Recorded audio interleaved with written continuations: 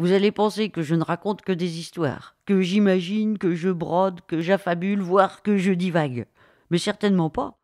Mon esprit ne bat pas la campagne à ce point. Laissez-moi vous raconter une histoire vraie. Une histoire assez formidable que j'ai trouvée dans les registres de la ville, précieusement enfouie dans ses archives. Cela se passe au tout début du XVIIe siècle. Après plusieurs hivers sans hiver, vint un hiver fort long et fort rigoureux, un hiver tel que l'on pouvait traverser les rivières à cheval. En cette année 1608, le dimanche 3 mars, à 8 heures du matin, les glaces avancèrent sur la rivière Saône dans un fracas épouvantable, manquant d'engloutir toute la ville. La glace, avançant d'un seul front, dévora tous les bateaux et leurs chargements. Les ponts se mirent à trembler, plus personne n'osait traverser. Des glaçons de 3 mètres de haut se formèrent. Tous vinrent observer cet étrange tableau. Mais, vite effrayés, petits et grands rentrèrent se mettre à l'abri, au chaud, dans leur foyer.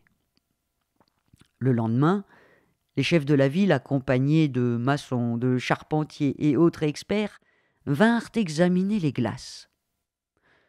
Ils constatèrent que seul un miracle avait pu préserver le pont. Encore debout, au milieu de glaçons de formes et de couleurs plus extraordinaires les unes que les autres.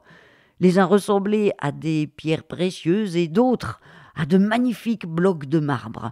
On aurait dit que les plus habiles ouvriers les avaient sculptés.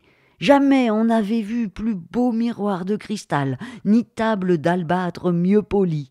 Ah, si seulement Salomon avait eu autant de marbre blanc que cette glace acérée, il aurait pu se passer de ses 80 000 tailleurs de pierre.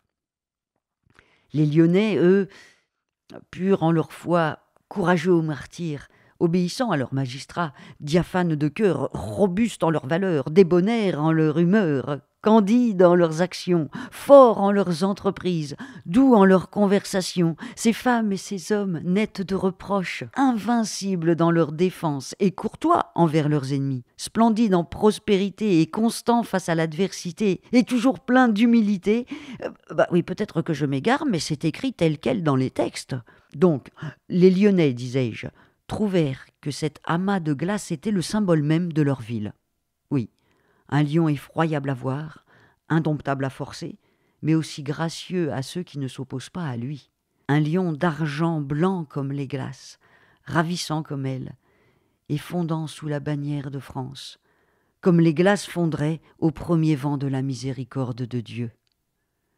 Ah, des glaces dignes de notre bonne ville, en somme. Mais les jours passèrent.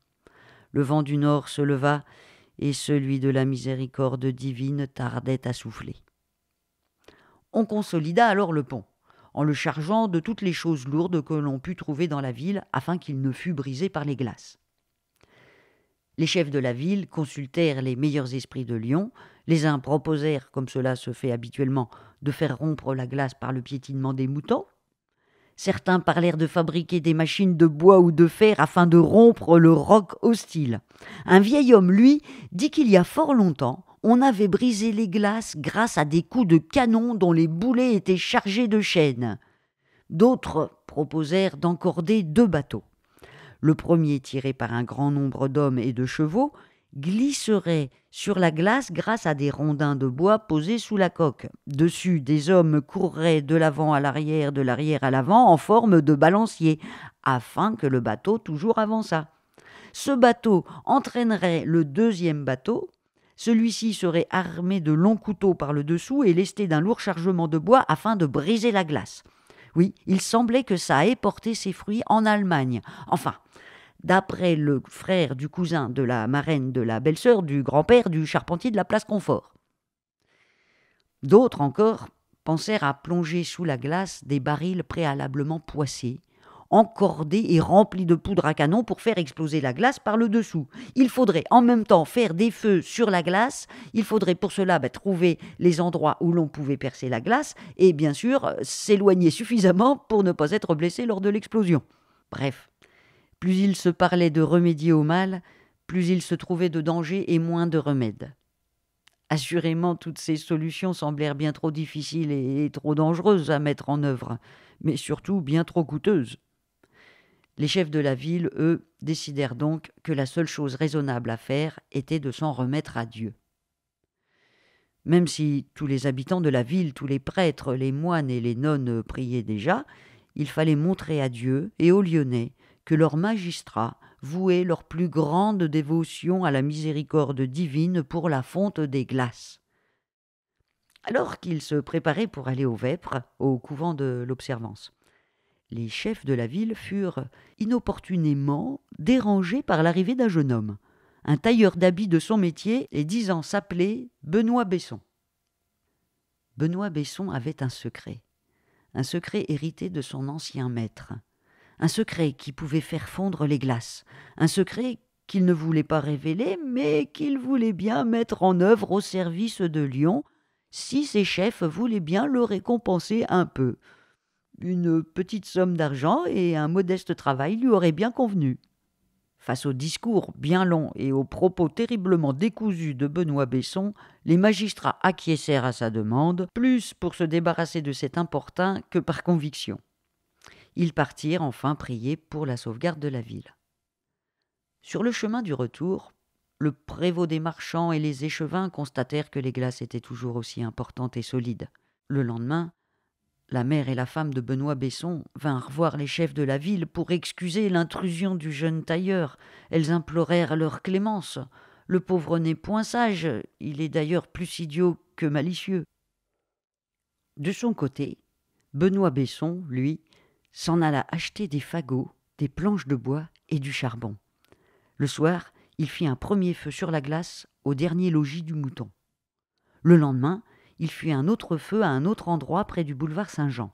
Et le surlendemain, un nouveau feu à un nouvel endroit qu'il préférait garder secret.